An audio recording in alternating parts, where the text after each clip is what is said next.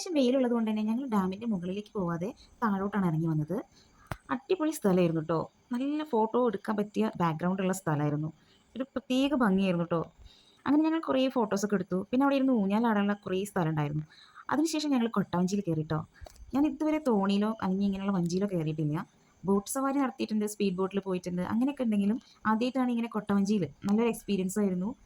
ശരിക്കും നമുക്ക് വെള്ളം തൊട്ടറിഞ്ഞ് പോകുന്ന പോലെയായിരുന്നു ഒരു ഫീല്. അത്രയും നമ്മൾ കൊട്ടവഞ്ചി പറയുമ്പോൾ അങ്ങനെയാണോ, നല്ല താണിരിക്കുന്ന ഒരു ഫീലാണ്. നമുക്ക് കൈകൊണ്ട് ഇങ്ങനെ വെള്ളമൊക്കെ തൊട്ട് തുഴഞ്ഞിങ്ങനെ പോവാം അത്രയ്ക്കും. പിന്നെ അങ്ങനെ ഞങ്ങൾ നേരെ പോയത് അക്കരയ്ക്കാണ്, അതായത് ഡാമിൻ്റെ അക്കരയ്ക്ക്. അക്കരെ നിർത്തുന്നില്ല കേട്ടോ, ജസ്റ്റ് അതുവരെ പോയിട്ട് അവിടെ നിന്ന് തിരിച്ചു വരും. ഏകദേശം ഒരു 10-15 മിനിറ്റോളം യാത്ര ഉണ്ടായെന്നാണ് തോന്നുന്നത്. ആ തുഴയുന്ന ആളോട് ചോദിച്ചപ്പോൾ 100 അടി താഴ്ചയൊക്കെയാണ് അവിടെ വെള്ളം ഉള്ളതെന്ന് പറഞ്ഞത്. കേട്ടപ്പോൾ തന്നെ ഒരുവിധം ബോധമൊക്കെ പോയി. എന്തായാലും അടിപൊളിയായിരുന്നു. ഈ കൊട്ടവഞ്ചിയിൽ കയറാൻ ഒരാൾക്ക് 100 രൂപയാണ് കേട്ടോ ഫീസ് വരുന്നത്. ഇവിടെ വരുമ്പോൾ ശ്രദ്ധിക്കേണ്ട ഒരു കാര്യമുണ്ട് കേട്ടോ.